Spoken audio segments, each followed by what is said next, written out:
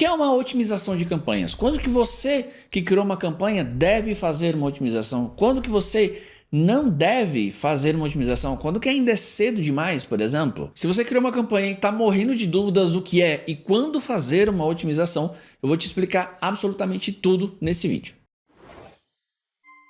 Olá, me chamo Adriano Giannini, eu sou especialista em marketing digital e sou criador do Máquina de Tráfego e Conversão, treinamento profissional que eu criei para te ajudar a vender na internet todos os dias. Inclusive, se você quiser a minha ajuda para vender profissionalmente, o link do meu treinamento está aqui na descrição desse vídeo. E para te ajudar a entender o conceito mais importante de todos, eu quero fazer uma analogia para você que é iniciante entender muito fácil. Imagine que você é um corretor de imóveis e você pegou 1000 panfletos. E aí você escolheu 3 lugares para distribuir esses panfletos. O primeiro lugar foi em um semáforo. Você foi lá para o semáforo e distribuiu um terço. Depois você foi para frente de uma padaria, distribuiu o segundo terço. Depois você foi para frente de um shopping e distribuiu o terceiro terço. Ou seja, você dividiu aí 1000 panfletos, 300 e poucos, em 3 lugares diferentes: semáforo, padaria e shopping. Só que você foi além para saber, para depois você conseguir saber se aquela distribuição de panfletos deu resultado ou não. Em cada um desses grupos, você colocou um adesivo. Esses panfletos vieram do semáforo, esses panfletos vieram da padaria e esses panfletos vieram do shopping. E aí, depois de uma semana distribuindo esses panfletos, todos eles com umas tags que você colocou, você resolve parar para analisar o seguinte: deixa eu ver quantos imóveis eu vendi e de qual ponto de entrega dos panfletos as vendas vieram. E aí você que faz uma incrível descoberta. Você vendeu bastante, vendeu 10 imóveis, por exemplo, só que todas as vendas vieram dos panfletos que você distribuiu na frente do shopping. Você não teve vendas dos panfletos que você distribuiu na frente, nem da padaria, nem do semáforo. E aí, diante dessa informação, eu te pergunto, o que você faria na segunda semana com mais 1000 panfletos? Você distribuiria nos 3 lugares de novo ou, obviamente, você, ao perceber que só vendeu distribuindo no shopping, você iria para lá e distribuiria todos os 1000 lá? É claro que seria para o shopping.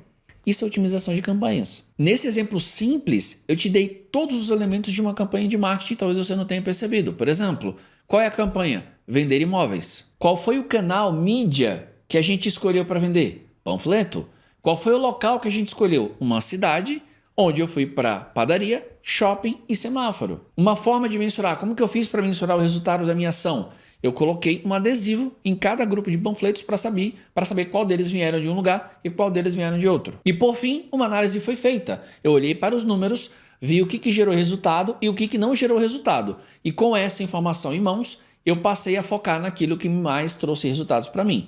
Isso é otimização de campanhas. De uma forma mais, vamos dizer assim, detalhada, otimizar campanhas é olhar para os indicadores, sabendo qual era o teu objetivo, por isso que o objetivo da campanha era vender imóveis. Sabendo qual é o objetivo, olhar para os números e, diante desses números, entender o que está te trazendo resultado e o que não está te trazendo resultado. Uma vez que você entende esses dois conceitos, você passa a focar menos ou não focar no que não está trazendo resultado para então focar naquilo que está te trazendo resultados. E claro, isso é otimização no nível inicial. Quando você começa a fazer isso mais vezes, você começa a se perguntar assim, por exemplo, no exemplo que eu dei do panfleto, se eu entreguei 300 e poucos panfletos e fiz 10 vendas, como que eu posso fazer nesse mesmo local, ao invés de 10, ter 20 vendas? Como que eu posso fazer para ter 30 vendas? Ou seja, em um primeiro nível iniciante de otimização, você aprende a olhar o que é bom e o que é ruim, para que você pare de fazer o ruim e passe a fazer mais o bom. Já em um segundo momento, em um segundo nível, você passa a se aprofundar cada vez mais naquele bom para fazer o bom melhor ainda, para fazer o bom ótimo, para fazer o bom incrível.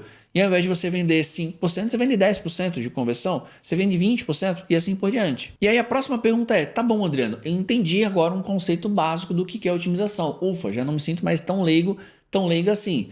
Mas se eu criar uma campanha hoje, amanhã eu já faço? Não. Eu também já te ensinei isso na minha primeira analogia. Percebe que eu falei que eu entreguei 1000 panfletos em uma semana? Isso é uma amostragem de dados. Imagina, será que você entregou um panfleto para uma pessoa e essa pessoa não comprou? Já dá para você dizer que a ação foi um desastre? Não, foi um panfleto só. Então, quando que a gente deve fazer a otimização? Primeiro, quando a gente tiver um volume de informações que der para a gente olhar e falar assim, ok, diante dessa amostragem, já dá para eu saber alguma coisa. Que é o que geralmente eu gosto de falar assim, uma semana da tua campanha rodando ou pelo menos 100 cliques.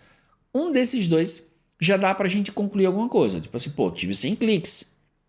Já dá para saber mais ou menos se eu estou no caminho certo ou não. Passou uma semana, já dá para saber mais ou menos se eu estou no caminho certo ou não. Então, o primeiro pilar é você ter uma amostragem de dados que dê para concluir alguma coisa. Segundo, é você encontrar oportunidades de melhoria. Tem muita gente que fica ansiosa para querer mexer na campanha o tempo inteiro, mas não precisa.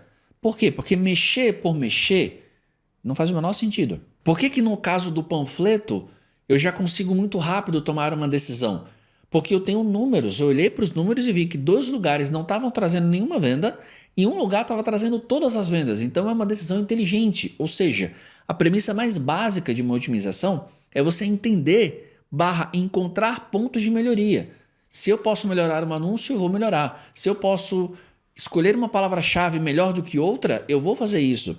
Se eu percebo que eu só vendo para o público de 30 a 45 anos, eu vou excluir o resto.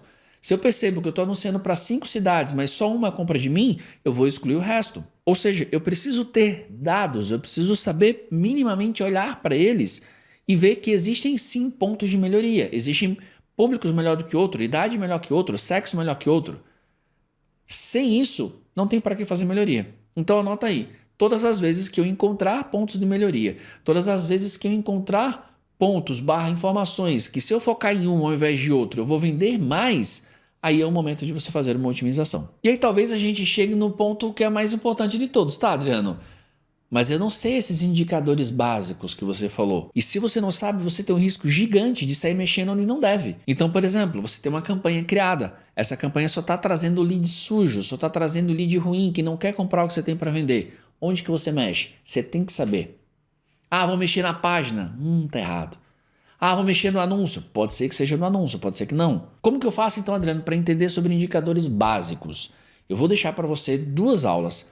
Ela vai estar aqui no card e também aqui na descrição. Uma é um guia básico de métricas do Google Ads, você vai aprender tudo sobre elas. E depois eu vou deixar uma aula mais avançada para você assistir depois, que é a minha metodologia para analisar uma campanha que não vende. Lá eu mostro itens muito mais avançados para você entender sobre o jogo de análise de campanhas. Espero que eu tenha conseguido trazer você para esse mundo de otimização de campanha, te ensinando a coisa mais básica de todas, mas que muita gente vai para a ferramenta sem entender essa base. Ela não é básica, ela não é trivial, ela é base porque é a partir dela que a gente vai para a prática. E depois, claro, assiste as aulas que eu deixei aqui para você. Grande abraço, se inscreve no canal, ativa o sininho, vejo você em vários outros vídeos. Até lá!